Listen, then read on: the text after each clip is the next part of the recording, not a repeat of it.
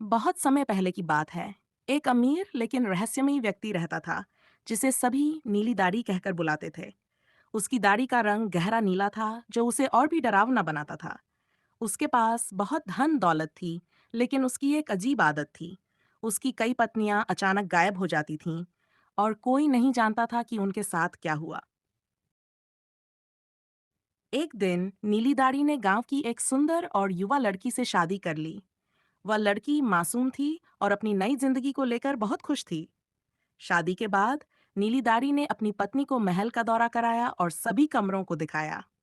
फिर उसने एक छोटी सी सोने की चाबी लड़की को दी और कहा, तुम इस महल के सभी कमरों को खोल सकती हो, लेकिन याद रखना, एक खास कमरा है जिसे कभी मत खोलना।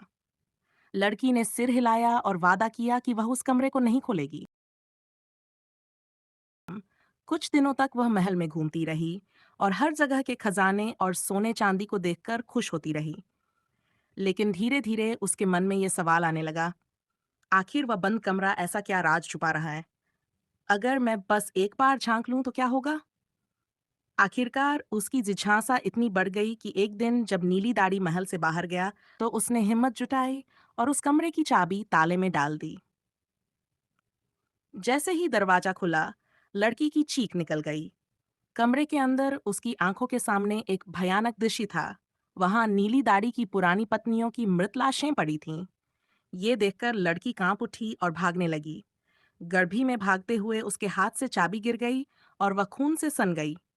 घबराहट में उसने चाबी को पोंछने की कोशिश की, लेकिन खून मिटने का नाम ही नहीं ले रहा था।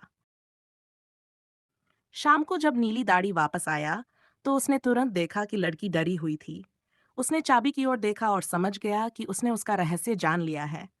गुस्से में उसने चिल्लाकर कहा, तुमने मेरी आज्ञा नहीं मानी, अब तुम्हें भी उन पत्नियों की तरह मरना होगा।